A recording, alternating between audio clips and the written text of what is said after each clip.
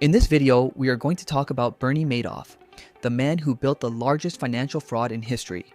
But we are not starting with Bernie. We are starting with a man named Harry Markopolos, a math guy, a fraud investigator from Boston, the kind of guy nobody notices at a party. In 1999, Harry sat down with Bernie Madoff's numbers. He needed just 4 minutes to know something was wrong, 4 hours of math to prove it. He then spent the next 8 years screaming that information at the United States government, and nobody listened. By the time anyone paid attention, $65 billion had vanished. Thousands of families were wiped out. A son was dead, and the man at the center of it all had been hiding in plain sight as one of the most respected figures on Wall Street. This is the story of Bernie Madoff, the biggest Ponzi scheme in history, and the system that let him run it for decades. Bernard Lawrence Madoff was born on April 29, 1938 in Queens, New York. His family was working class. His father Ralph bounced between jobs. His mother Sylvia briefly ran 2 securities companies until the SEC shut her down in 1963 for failing to file financial statements. So if you want to find the root of Bernie's relationship with regulators, you can start right there at the dinner table. Bernie was not the smartest kid in the room. He knew it. His classmates knew it. His girlfriend at the time later said, and this is a quote, "He was always a struggler, always disappointed by his grades, always trying to keep up. That feeling never left him." What Bernie did have was an obsession with money, not as a goal, as a solution. Money was the thing that could make people stop looking down at him.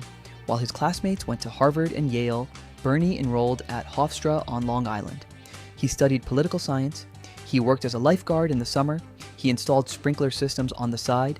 He saved every dollar. He needed to prove something. The one thing that went right in Bernie's early life was Ruth Alpern, his high school sweetheart. She was outgoing where he was reserved, confident where he was insecure. They married in 1959. She believed in him completely.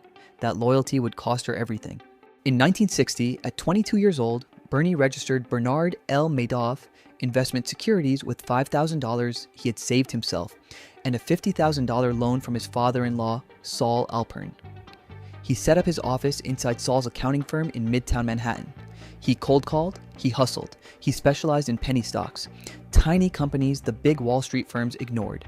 And slowly, it worked. Bernie's first growth hack was his father-in-law's accounting firm. Saul Alpern and 2 young accountants, Frank Avellino and Michael Beanies, started steering clients to Bernie's fund. None of them were licensed brokers. All of it was technically illegal, but the clients were making money, so nobody asked questions. This was the blueprint. Find trusted people inside a community. Let them recruit their friends, promise consistent returns. Never explain how. Bernie would use the same system at a scale nobody could imagine for the next 50 years. Through the 1960s and 70s, Bernie's legitimate business actually took off. He embraced technology before anyone else on Wall Street. He pushed to computerized stock trading at a time when most brokers were still using paper. That push helped create the National Association of Securities Dealers Automated Quotations, which you know as NASDAQ. Bernie served as its chairman in 1990, 1991, and 1993. By the late 1980s, his firm was handling roughly 9% of all trading on the New York Stock Exchange. Let that sink in for a second. Nearly 1 in 10 trades on the most powerful stock exchange in the world was flowing through Bernie Madoff's operation. He was not just respected, he was the infrastructure. And this is where the story gets dark.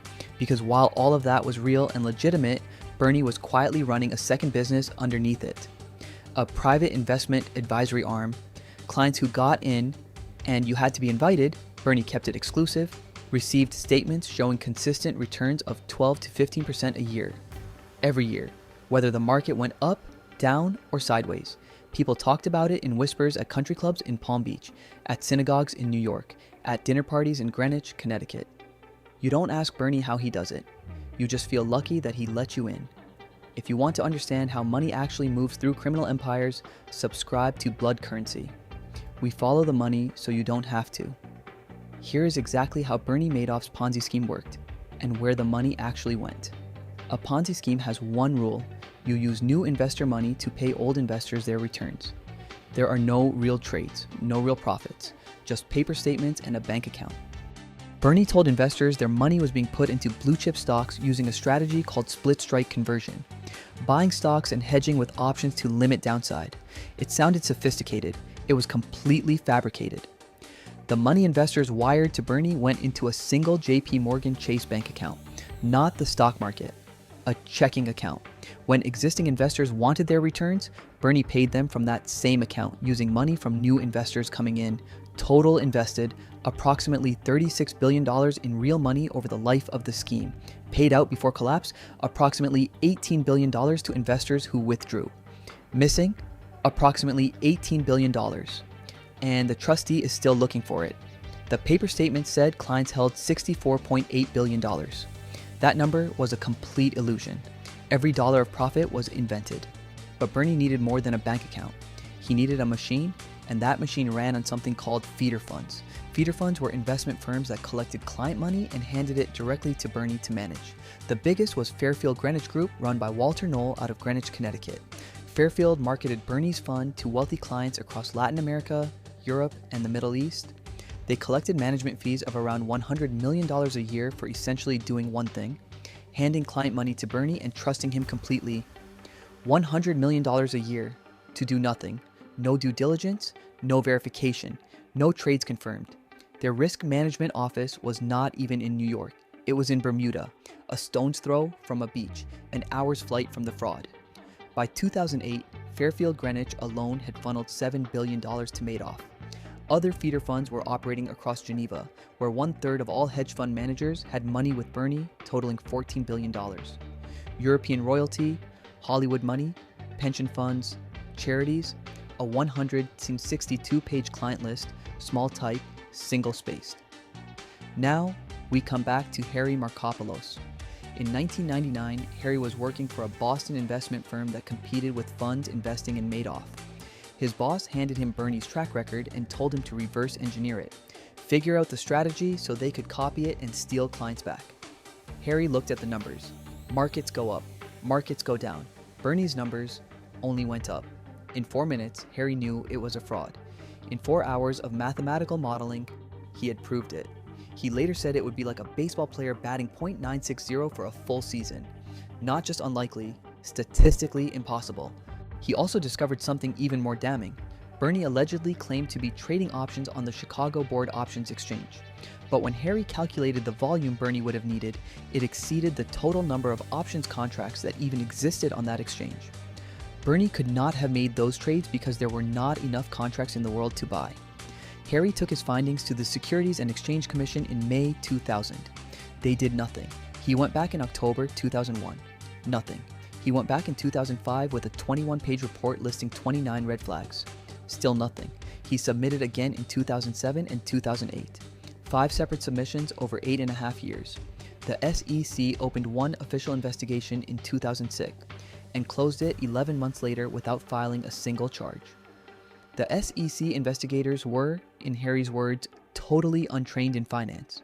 Lawyers who could check paperwork but could not follow a money trail. And to make things worse, a senior official at the SEC was in a romantic relationship with Bernie's niece. The regulator and the fraudster were, allegedly, practically family. Bernie himself bragged about it at a 2007 industry conference. He said, and this is on record, it is virtually impossible to violate rules. Certainly not for a considerable period of time. He said this while running a 40-year fraud in plain sight. For decades, Bernie's scheme survived because money kept flowing in. New investors replaced old ones.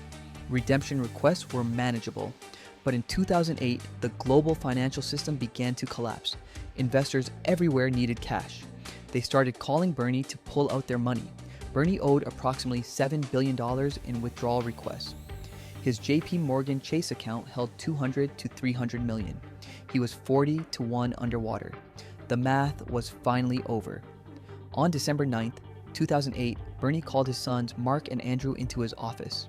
He could not get the words out at first. He started crying. They moved upstairs to his penthouse apartment.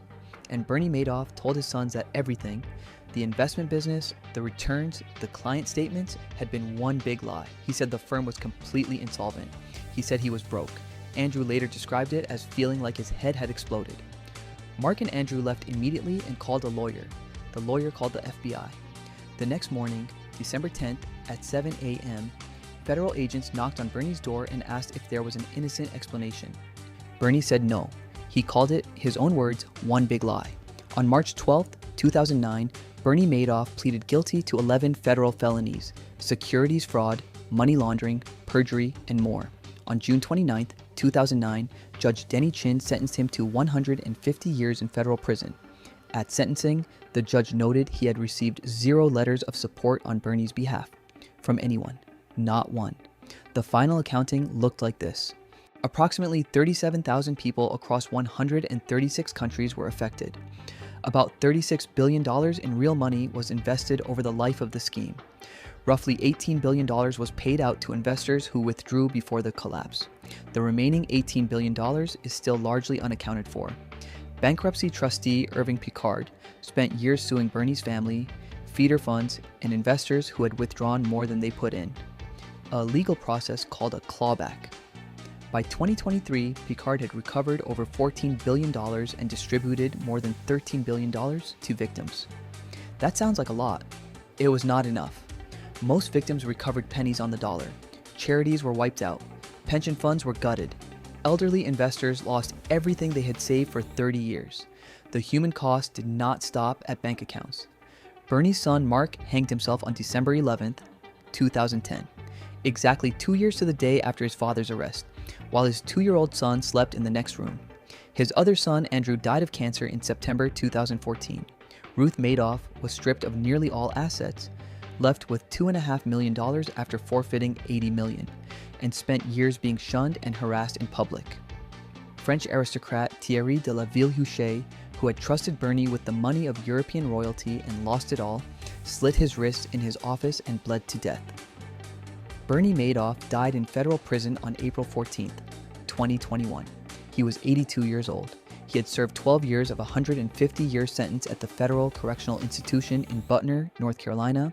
He died as inmate number 6, 1727-054. Harry Markopolos stood before colleagues after all of this was over and said something nobody could argue with. He said, "I stand before you a $50 billion failure. He did everything right.